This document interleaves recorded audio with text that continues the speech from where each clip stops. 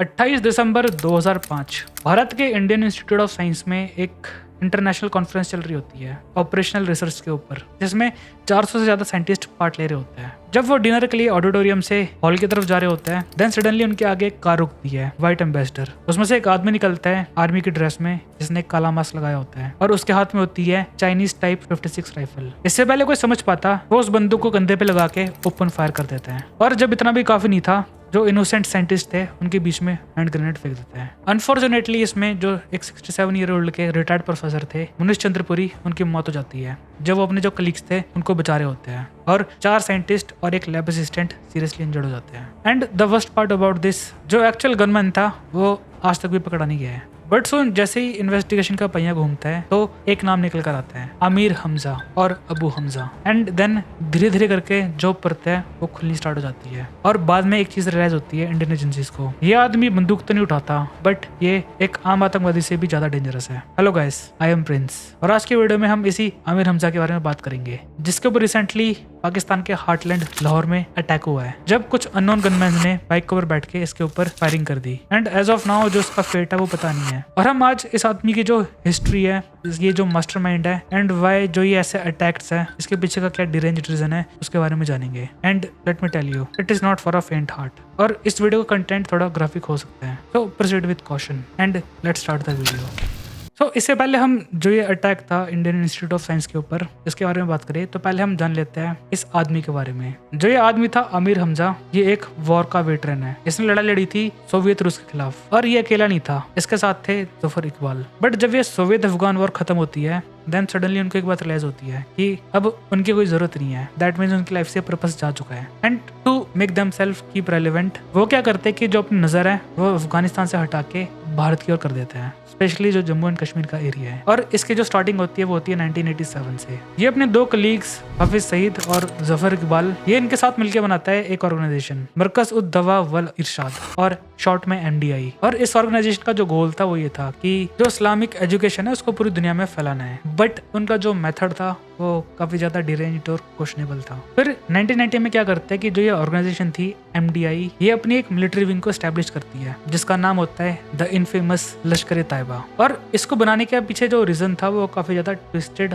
और you can say काफी ज्यादा डिरेंज्ड था, अगर हम एक लॉजिकल पॉइंट ऑफ व्यू से सोचे तो। जिसका उन्होंने ये तर्क दिया था कि इसको क्यों बनाया जा रहा है। जो पहला तर्क था इसको बनाने का, तो वो था the lost land doctrine. Hamza ने अपने क्या करा, जो फॉलोअर्स थे उनको ये भरोसा दिलाया कि जहाँ जब मुस्लिमों ने या तो एक बार या कहीं ना कहीं कभी ना कभी शासन करा है किसी भी जगह पे, तो ये उनकी ड्यूटी है, ये उनका वक्फ है कि वो उसको दोबारा से रिक्लेम करे, एंड ये उनकी डेस्टिनी है। एंड गेस व्हाट, उनके हिसाब से जो भारत का जो पूरा सब कॉन्टिनेंट है वो भी इस चीज में आता है। दूसरा तर्क उन्होंने ये दिया कि ये एक खिलाफी जिहादिज्म है, जिसके तहत जो इस्लाम की एक टीचिंग होती है अल ए हदीथ, इसके इंटरप्रिटेशन को फॉलो करा, जो कि काफी स्ट्रिक्ट होती है। एंड फॉर देम जो ये लश्कर तैयबा नई ऑर्गेनाइजेशन है, इनकी एक रिलीजियस ऑब्लिगेशन है कि पूरी दुनिया में एक इस्लामिक ग्लोबल कैलिफेट को एस्टेब्लिश करे। और इसकी जो शुरुआत होगी वो होगी भारत से कश्मीर को अलग करके, सो कॉल्ड उनको आज़ादी दिलाने के बाद। एंड थर्ड जो इनका तर्क था इस ऑर्गेनाइजेशन को बनाने का, लश्कर तैयबा को, तो वेल इसको पढ़ के भी मुझे थोड़ा सा क्या कहते हैं डाउट होता है इनकी सैनिटी के ऊपर भी।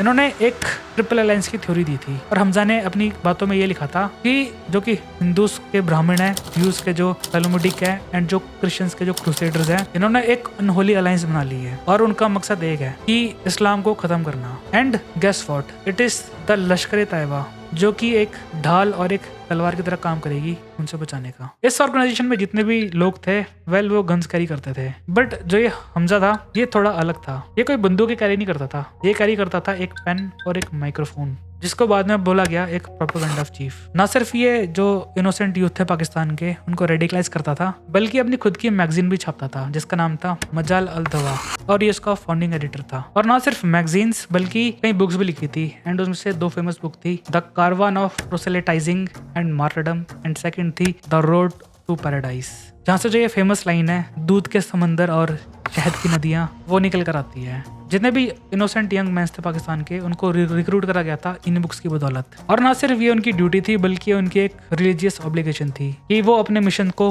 भारत में लेकर जाए, सो दैट जो पाकिस्तानी आर्मी है वो अपने हाथ को गंदे ना करे। और जो ये अबू हमजा था ये इतना चालाक और इतना तेज था कि ये अपने आप को पोर्ट्रे करता था एज अ स्कॉलर, ना कि एक सोल्जर की तरह। एंड इसकी जो स्किल्स थी पैसा रेज करने की वो अलग ही लेवल की थी। जितने भी डोनर्स थे जो मिडल ईस्ट या फिर पाकिस्तान में रहते थे उनसे इसने बिलियंस ऑफ डॉलर्स का पैसा उठाया in the name of charity, ये बोल के कि जो इस्लाम की टीचिंग्स है वो उसको बढ़ा रहे हैं। सो वेल आपके दिमाग में भी ये बात आ रही होगी कि वेल अगर ये अपने आप को एज अ क्रूसेडर पोर्ट्रे करते हैं तो देन बाय डेफिनेशन जो इनके जो दुश्मन है तो उस हिसाब से तो जो भारत की आर्म्ड फोर्सेस है, जो मिलिट्री है एंड पैरामिलिट्री है, वो ही इनको उनके ऊपर अटैक करना चाहिए था अगर ये अपने आप को टेस्ट करना चाहते हैं कि ये राइटफुल है अपने सो कॉल्ड रिलीजियस मिशन में या नहीं। बट जो ये इनोसेंट साइंटिस्ट है जिन्होंने आज तक कभी जिंदगी में वेपन्स तक भी कैरी नहीं करे, ये उनको क्यों टारगेट कर रहे हैं? उनकी तो अपनी अलग सी दुनिया है, इनका इनसे कोई डायरेक्टली लेना देना भी नहीं है। तो वेल यहीं से जो ये ऑर्गेनाइजेशन है इसका जो डिरेंज्ड एंड जो काफी ट्विस्टेड लॉजिक्स है अपने एक्शन को जस्टिफाई करने का वो निकल कर आता है। And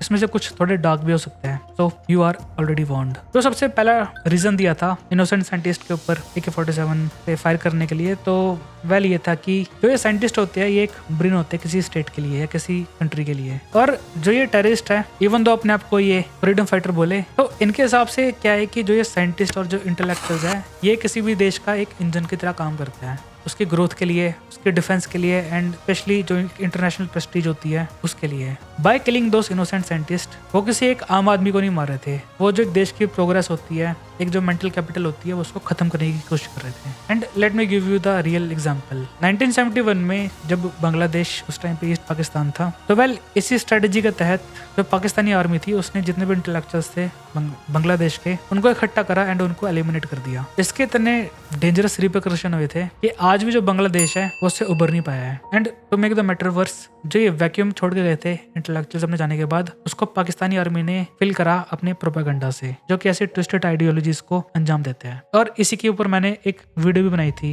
so do check that out, कि कैसे जब ये आइडियोलॉजी एक रियलिटी और एक जो फिक्शन है उसके बीच की जो एक बाउंड्री है उसको खत्म कर देती है and people start making stupid decision. Second जो काफी strategic and even twisted reason था इन साइंटिस्ट के ऊपर अटैक करने का, तो वो था एक इकोनॉमिक सैबोटाज। साल 2005 के आसपास की क्या बात थी कि जो बैंगलोर था वो रैपिडली उस टाइम पे ग्रो कर रहा था एंड उसको सारे ये बोल रहे थे कि ये भारत का सिलिकॉन वैली बनेगा, नॉट भारत का बट एशिया का। But by attacking this prestigious institute जो कि क्राउन ज्वेल है भारत की रिसर्च का, तो ये मैसेज सेंड कर रहे थे जितने भी ग्लोबल इन्वेस्टर्स और जो टेक कंपनीज है टाइम पे कि भारत एक सेफ जगह नहीं है बिजनेस करने के लिए, तो इट इज बेटर कि आप भारत में आओ ना। तो इससे क्या होगा कि जब भारत में कंपनीज आएंगे नहीं तो जितना भी टैलेंट है उसको मजबूरन बाहर जाना पड़ेगा, sort of a brain drain. और जो दोहरी मार पड़ेगी वो पड़ेगी अनएम्प्लॉयमेंट की, जिससे जो इनएविडेंटली जो गुस्सा है वो ऑलरेडी सरकार के ऊपर ही जाएगा कि वो जो एम्प्लॉयमेंट है वो प्रोवाइड नहीं कर रही, जो कि इन टेररिस्ट की आंखों में विन विन की सिचुएशन थी। थर्ड जो इनका ट्विस्टेड रीजन था इनोसेंट साइंटिस्ट को अटैक करने का, तो वेल जो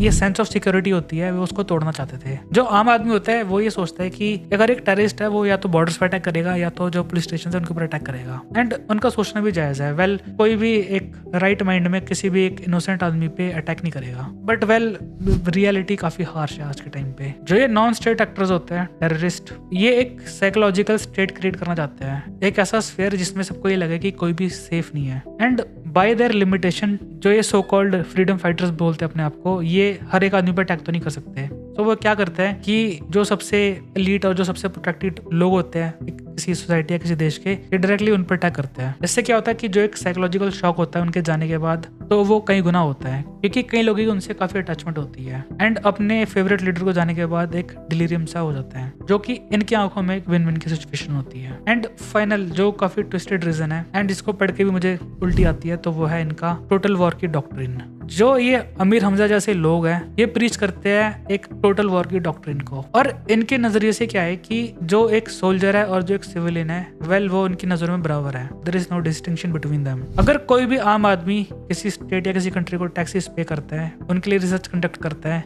एंड अपनी इकोनॉमी को सपोर्ट करता है, तो वेल इनकी आंखों में वो एक लेजिटिमेट टारगेट है and it is not their right but it is their duty कि वो उनको भी खत्म करे। और जो ये बड़े बड़े रिसर्च इंस्टीट्यूट होते हैं, वेल ये इन रिलीजियस एक्सट्रीमिस्ट के लिए यू कैन से ये एक अनाथमा होते हैं, ये उनको पहचान नहीं सकते क्योंकि ये रिप्रेजेंट करते हैं मॉडर्निज्म और रैशनलिज्म को, वही सेम चीज जो डायरेक्टली अपोज करती है इनकी रिग्रेसिव आइडियोलॉजी को लेके, जो प्रीच करते हैं कि how to kill a innocent man and do not feel bad bad about it. और ये इतना प्राइम टारगेट नंबर 1 है, इवन तो कभी कंफर्म हो नहीं सकता कि इसके पीछे का जो अटैक है वो कौन करवा रहा है। आप इसी बात से अंदाजा लगा सकते हो कि 2026 में 4 महीने के अंदर अंदर इसके ऊपर 2 अटैक हो चुके हैं। एंड जो ये वाला अटैक हुआ था वो काफी फेटल था। कुछ रूमर्स निकल कर आ रहे हैं कि इसकी डेथ हो चुकी है, एंड कुछ रूमर्स निकल कर आ रहे हैं कि ये एक्सट्रीमली क्रिटिकल सिचुएशन में है। एंड इवन जो पूरा हॉस्पिटल है वहाँ पे काफी टाइट सिक्योरिटी रखी गई है ताकि ये जो एक भी वर्ड है वो बाहर निकल करना है। सो आज के टाइम पे हम फोकस करते हैं उन टेररिस्ट के ऊपर जो ट्रिगर दबाते हैं, जो एक झंडे के आगे खड़े होके अपने आप को एक होली वॉरियर बोलते हैं एंड कोई भी आइडियोलॉजी को प्रीच कर ले जाते हैं। बट नाउ अब जो ये शिफ्ट है वो उनकी तरफ से नहीं बल्कि उनकी तरफ जा चुका है जो पेन होल्ड करता है, जो उनको गाइड करता है। और कुछ लोगों के जाने के बाद भी जो आइडियोलॉजी है वो जिंदा रहती है। तो मेरा भी आपसे एक सवाल है कि अगर ये आदमी चला जाए इस दुनिया से तो वेल चीजें बेटर होंगी भारत के लिए, या फिर इसको एक मार्टर, एक शहीद का दर्जा देके और भी बच्चे बदतर चली जाएंगी। क्योंकि हर लड़ाई में क्या होता है कि जो एक इंसान की लाइफ होती है वो चीप होती है, बट जो एक आइडियोलॉजी होती है वो वेल इमोर्टल होती है, वो किसी के जाने के बाद भी नहीं मरती। तो let me know your thoughts in the comments. और अगर आपको वीडियो पसंद आई हो या फिर आपको किसी चीज को लेकर क्रिटिसिज्म है, so do let me know in the comment section, वो आपके लिए ओपन है। और अगर आपको वीडियो पसंद आई हो सो ऐसी कंटेंट के लिए do smash that subscribe button, it will keep me motivated. और मैं आपके लिए नए नए टॉपिक्स लेकर आऊंगा। तब तक के लिए मैं चलता हूँ। जय Hind, goodbye, take care and Prince out.